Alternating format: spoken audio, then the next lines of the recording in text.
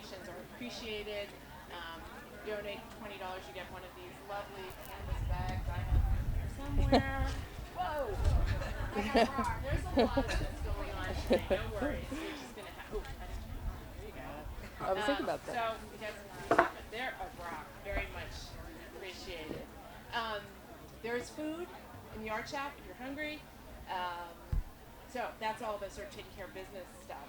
My name is Nancy Street. I am pleased to be here this morning. I'm first going to introduce Kay Goldstein, who is a chef, an entrepreneur, cookbook and fiction author, and a psychotherapist.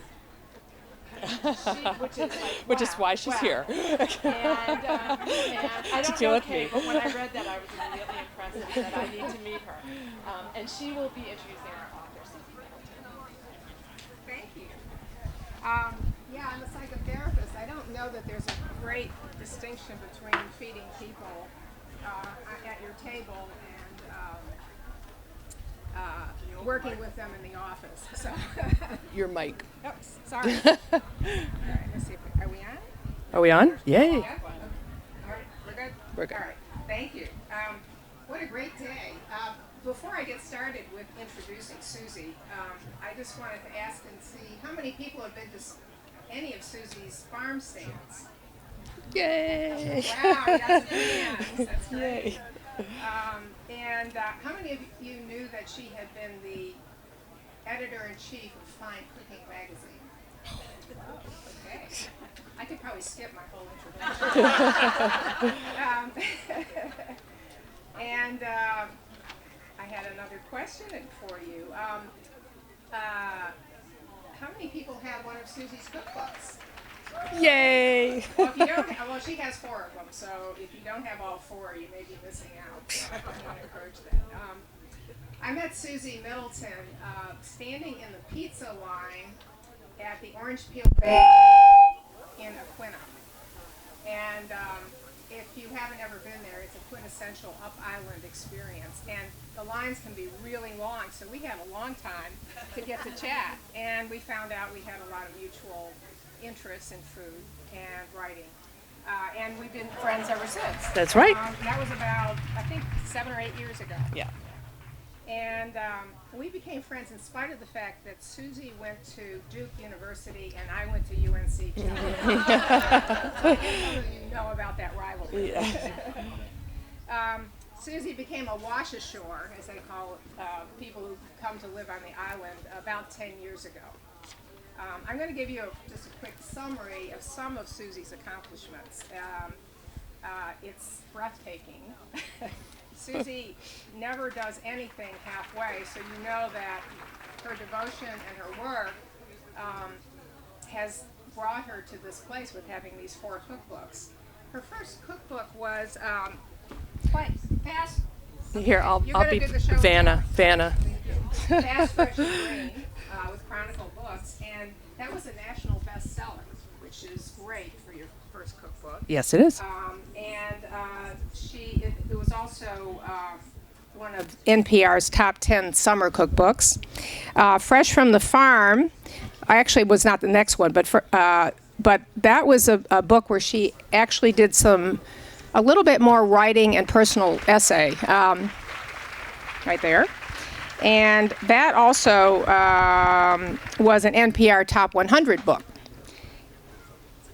Fresh and Green Table, which was her second book, came along in 2012. And finally, the book that just came out this year. Yay! Yeah, Simple Green Suppers. Yeah, as you can see, they're all beautiful. A Simple Green Supper is a fresh strategy for one-dish vegetarian meals. So Susie has managed to find herself in the niche of what our mothers and grandmothers always said, eat your vegetables. And she's made that a lot simpler for many of us. Susie, as many of you already know, is the former editor-in-chief of Fine Cooking magazine, which is really one of the top cooking magazines in the country, maybe in the world. It's totally reliable. It's totally dedicated to making sure that you get good, accurate recipes and information. I love that magazine. But Susie began her career at 17 magazine, and Yay. My boss is here. My here. first boss. Sarah What a Crichton. smart lady! What a smart lady she was. She went on to work for Sailing World magazine and took a little detour then to Culinary school. culinary school. Institute of Culinary. It was Peter Kump's then, but now it's Institute of Culinary Education. That's right, and then went to Fine Cooking magazine. She also won a blue ribbon. She was awarded a blue ribbon at the culinary school and became a member of the inaugural Hall of Achievement, which they recognize their graduates. So it was quite impressive. Since then, she's been doing, since she moved to the island especially, she's been doing freelance work. And for many magazines, she helped start Edible Vineyard, which having seen maybe 4 or 5 of those magazines in other communities, this is actually one of the best ones I've ever seen. The photography, the writing, the tone is just perfect for this community. And that's how, I found out that she actually did editing. I didn't know that. Susie is not one to toot her own horn. She has now left her life primarily as farming and freelance writing and to become a special projects editor at the Vineyard Gazette. And are they lucky to have her? She's editing The Vine, which is a compendium of what's going on in the country, on the island during the summer. She writes for the paper and the magazine, and she works on a variety of other editorial projects. As many of you already know, she has a farm stand and has worked at least 3 different farm plots that I know of. I consider her to be a farm-to-table industry, sort of in and of herself. Oh, God. She also writes a regular blog on her website, sixburnersue.com, since 2010. So now that I've shared all those accomplishments, I really urge you not to be intimidated, but to be inspired. And you'll have a chance to ask some questions a little bit later. Susie, 4 cookbooks in 7 years. That was while you were developing a farm stand, writing blogs, posting photos, and doing freelance editing and writing. Tell us about what it's like to do cookbooks in the midst of all that. Well, thank you, Kay, for that amazing introduction. And thank you all for coming this morning. My God. And yes, I work all the time and I have no life, in case you're wondering. And what was the question? How do you write 4 cookbooks while you're doing all those other things? And take us through what it takes to put a cookbook together. I always find people are interested in how a cookbook is put together, and it is. And by the way, my editor Jen is here today from Roost Books, which is an absolutely fabulous experience I've had with Simple Green Suppers. But it's a little different for every cookbook author, but it basically, to be quick, it starts with a proposal that you write that gives, I have an agent, I go through an agent, and she sends a proposal out to publishers, and you need to be really succinct about what your book is about, give some sample recipes and chapter organization, marketing information, who are you writing the book for? And that gives the publisher the sense of whether it works with what they're doing or whether they think there's a market for it. So that if you're doing your job right, you do a lot of work up front with your proposal. And then, so to the question of how I'm doing that with other stuff, it's really time management, as with everything, a lot of working at night to get these things done. So a proposal, in this case with Simple Green Suppers, Jen was here on the island. I met her. She saw my proposal. She made an offer to purchase it. We had some discussions about how the book was going to look and feel, what was going to be in it, who our photographer was going to be. Hi, Priscilla.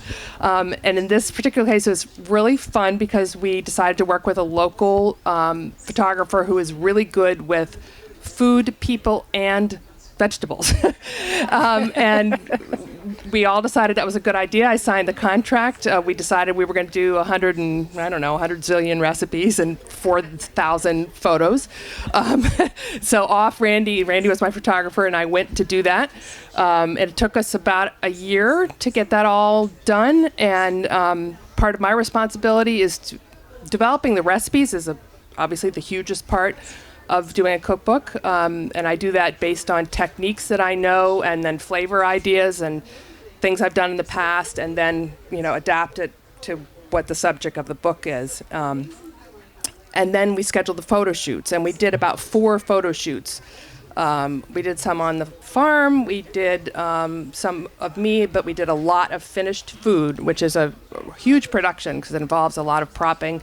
I had a friend in the kitchen helping me so that I could work with Randy on the set to get the food to look good. Then we turned that all in. I'm trying to speed this up. And Jen begins to edit it, and it comes back to you, and you go through several processes of seeing the book come together and the photographs come in, and it's very exciting. And then it goes off to be printed, and you wait. And you wait, and you wait, and you wait, and then you see it, and then the whole marketing and promotion thing starts. Right. It's a tremendous amount of work, and you're doing this while you're, picking your vegetables for your farm stand, Right. Making sure that the flowers are cut and fresh. Susie has an amazing eye for color and design, and you see that in the photos in her book and on her blog. Tell us about your interest in photography. Well, part of being a freelance writer and a book author is, you need to have a blog. And actually, for me, it was really fun to start my blog. I started Six Burner Sue when I got out here to the vineyard because I sort of resisted taking pictures when I was at Fine Cooking. When I first got to Fine Cooking magazine, we were modeled after Fine Home Building magazine, where the boys went out and took pictures. And I was like, okay, girls, let's go take pictures of food. And it's like, well, okay, we're restaurant kitchens. They're hideous. The light's terrible. None of us know what we're doing. So fortunately, we came around on that. But I was like, all right, I'm not doing that. Anyway, I got out here, and all I wanted to do was take pictures because it was so gorgeous, and it really spoke to me. I've always loved putting words and pictures together since I was a little girl. So I'm in the right profession because I get to do that. And so on my blog, it was like my own little mini magazine I got to do all by myself. And also, it seemed to me a good opportunity to practice writing. I've really slowed down on it quite a bit, but I'm doing fair amount of other types of writing. But the blog, if you're interested in getting involved in this type of thing, I recommend doing it because it's a good discipline. I first noticed your interest in how things looked when you told me what kinds of chickens that you were getting. And they were all these beautiful chickens that looked like they had come right out of a painting of some sort. Yeah. And I thought, Susie has really got a great eye, because not only did she need chickens to lay eggs, but they had to be beautiful. Well, you gotta keep yourself interested, right? Yeah, that's right. You are now, as you declared in your last book, a vegetarian, but all your cookbooks as an author have been focused on vegetables even before you said that. And you said something in the introduction here of this last book. Life is funny. You're busy doing one thing, focusing on the road ahead, and meanwhile, something else entirely unplanned is taking a shape around you. Can you speak a little bit about why vegetables and why vegetarian? Oh, I don't know, because I always tell people I'm not a health nut and I'm not a nutritionist. But I am obsessed with vegetables, and partly it's visual, partly it's when I went to culinary school, I found that they were the most creative thing. I mean, you could do a lot with meat, you can do a lot with some different things, but vegetables are endlessly intriguing to me.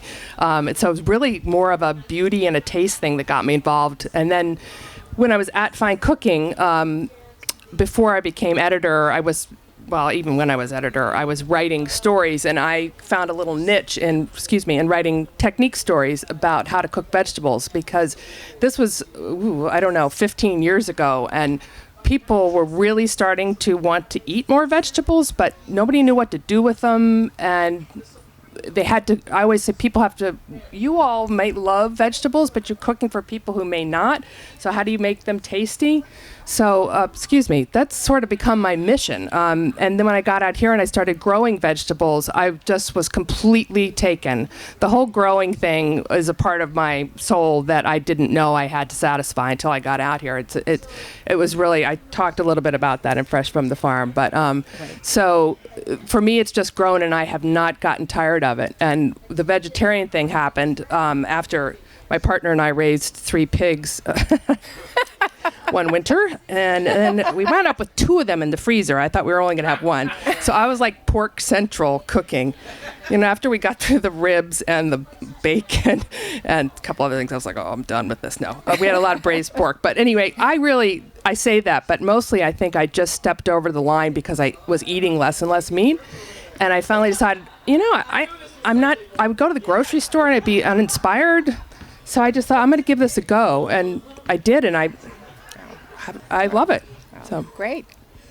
What do you think is the biggest mistake people make when they're cooking vegetables or thinking about cooking vegetables? Oh gosh, probably undercooking them. I had my first when I went to culinary school. I went back to work, do an externship at a restaurant called Al Forno in Providence, Rhode Island, which I don't know if any of you've ever been to, but everything was a wood-fired oven. And also, this was a long time ago, I don't even know how many years, they were bringing in food fresh from farms, which was unique back then. So I'd just gotten out of culinary school where it was all French techniques, which made me a little nervous. I mean, I did a good job at it, but it was so disciplined. And I got to this Italian restaurant that was just fun and fresh and hot. Right. And I learned to cook vegetables at high heat and that caramelization. I also have a sweet tooth. So ever since then, I have been cooking vegetables, roasting them, grilling them, sautéing them, bringing flavor out of them. And then, what I do in my books is add flavor throughout the process of cooking. I show people how to do that so that you're really bringing some flavor into the dishes. It was funny because I thought you were going to say people overcook the vegetables because I come from the South, and that's been a tradition for a long time. I wasn't necessarily talking about braising, but it's a whole, there's, Right, great. I find most people are intimidated by people who are cookbook authors and professional cooks, and they never invite you to dinner unless you're a very close friend. Okay. Do you want to share a culinary disaster so people will sort of... I don't know. I had them all the time when I worked in a gourmet market also, and we're always burning nuts, but I do that all the time. And I still burn nuts and toast. And I have a terrible oven now, which has this one hot spot. And I was doing a cooking demonstration. Somebody's here who was at my Farm Institute cooking demonstration a few weeks ago, and I could not I wanted to show people that when you toast nuts, it brings out a lot of flavor. It's like roasting coffee beans. And it's a very good trick for vegetarian cooking. Anyway, I wound up not being able to bring any nuts with me because I burned 3 batches of them. So.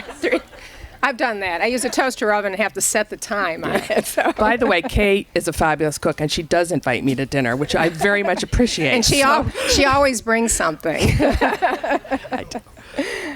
You mentioned, Susie, on your website that you're happiest when you're outside working in the dirt. And growing beautiful vegetables is probably the most satisfying thing that you've ever done. What are the roots of that passion for you? Did you grow up on a farm?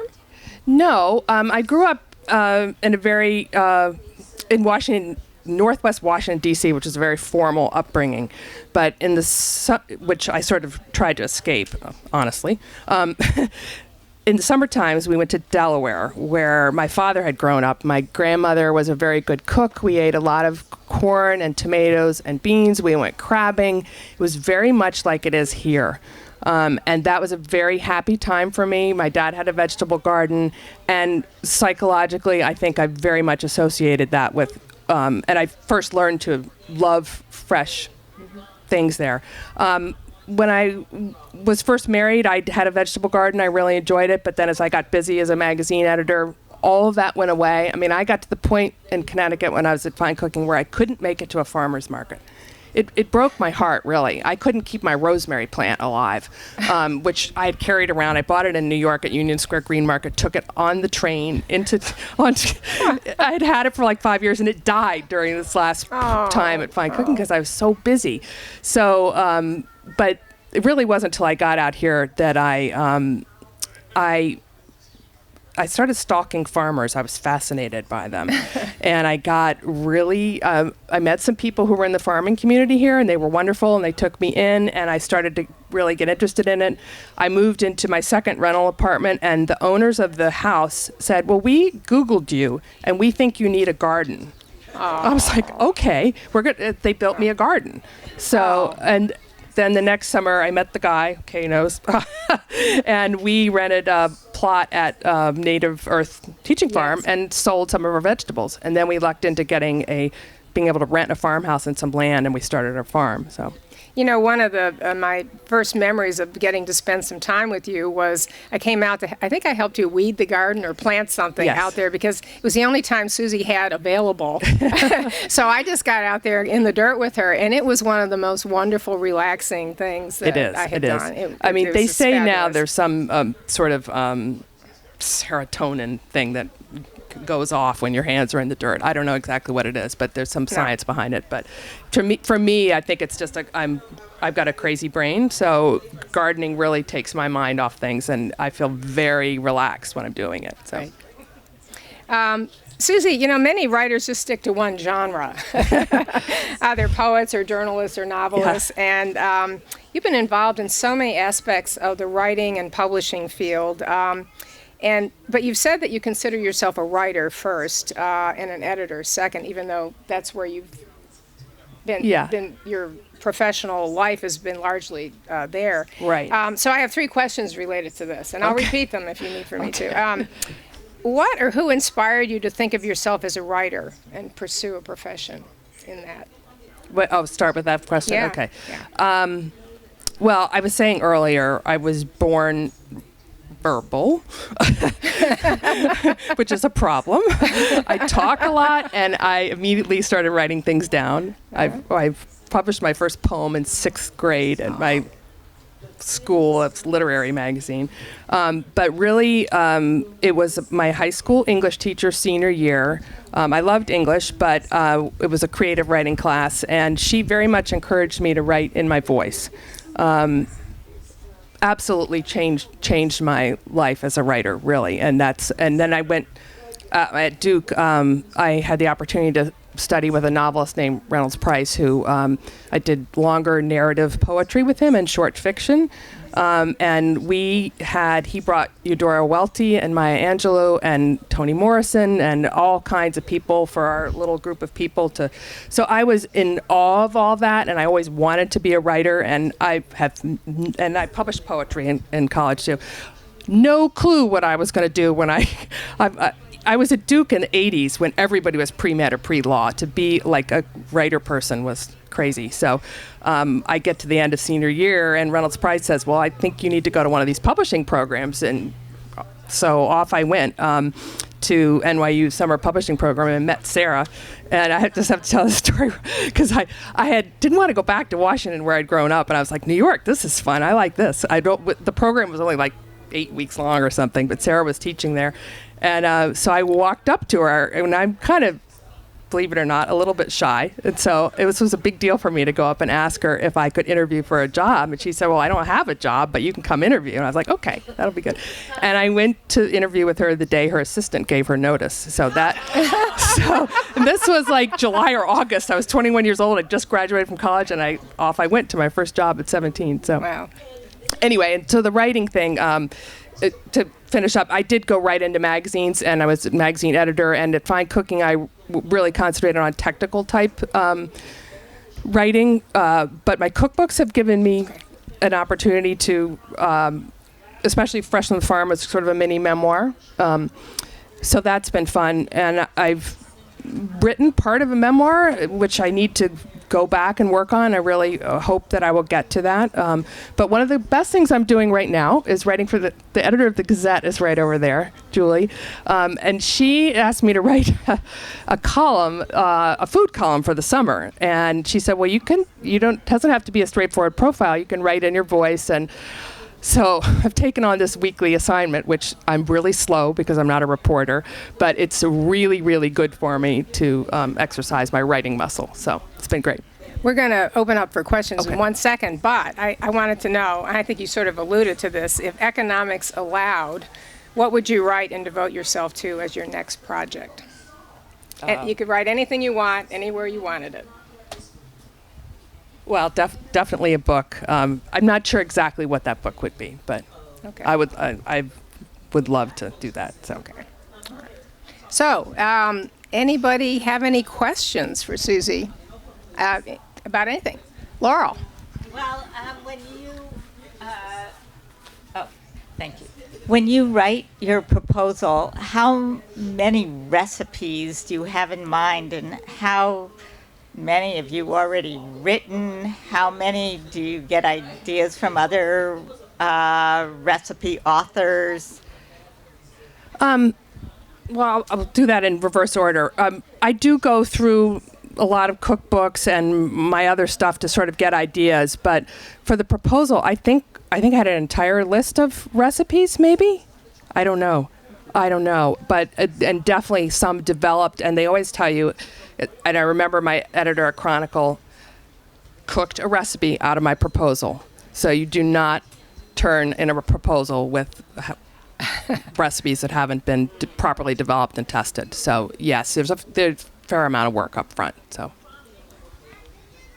Priscilla. Yeah. Lisa, right here. Hi, I'd like to say how much I really enjoy your writing in the Gazette. Thank you. Thank you. And thank you, editor, for having the idea of having Susie write for you. It's so superb. Thank you. I have a couple questions about my garden. Okay, Priscilla. My theory is that I'm only going to grow what my garden likes to grow, my soil likes to grow, because otherwise I just get too frustrated and disappointed. Like I can't grow cabbagey things because I get the holes in them. My question is, can every garden grow everything? And secondly, what's the whole craze with raised beds? And I don't have them, and should I think, because I like a messy garden. Okay. Well, soil, no, not everything is going to grow well. That's one of the wonderful things about growing and gardening. Some things do flourish. I mean, I have zinnias and tomatoes in 2 different places in 2 different gardens where I am now, and they're thriving in one place and not so much in another. In that case, it really is the soil. And water is just the hugest thing ever, proper, consistent watering, not overwatering under. I don't feed as much as I should, but starting out with good soil and a lot of compost is in your soil is really good. And raised beds, I mean, as a market grower, what we did from the very beginning was dig out our paths and mound the soil to create raised beds. And that's an efficient way of creating paths. The great thing about raised beds is that they warm up a little more quickly in the spring, and they drain a little better. And also, if you've got really tough soil to work with, you can build up something that you can dig into. So. No. Well, that would be why I would have a raised bed. Yeah. Well, yes. Also, so I don't have to lean and over I'm so talking much. about beds that don't have wood enclosures, but they're fabulous. I mean, they're much easier to maintain. So. I never thought about the soil being warmer. Yeah. I never thought about the soil being warmer. Yeah. And we had another question over here. Are we short? Are we close on time? We have 2 Yeah. actually. Thank you. Do you or any of your colleagues raise watermelon radishes? They are in every picture. They are so pretty. Yeah. I cannot find a watermelon radish on this island. Where shall I look? Oh, to buy it and eat it? To buy it and slice it and make it. Well, for one thing, it's part of that plate that is so delicious. It's past radish season. They grow really well in the springtime, and then Right. farmers will replant them for the fall. So that's probably why you're not seeing them. Okay. Come earlier.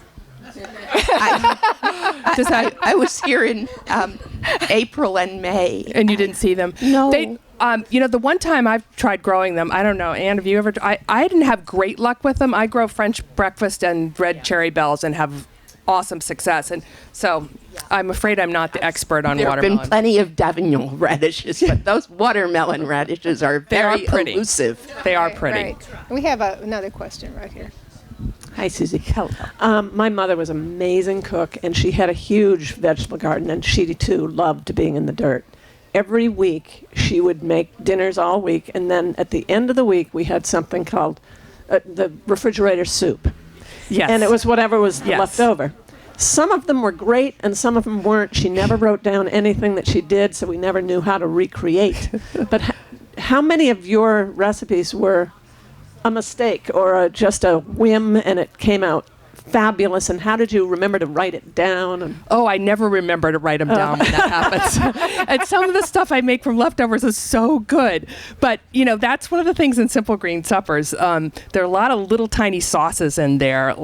Farmhouse vinaigrette, little tahini sauce, peanut sauce, little cucumber yogurt sauce. And a lot of times I have those hanging around and just adding them into my stir fry at the end or with some noodles. I mean, that's sort of what Simple Green Suppers is all about, is being ready and prepared to put together those fabulous things that may be a little different every night, and also making some things ahead so that you can do that.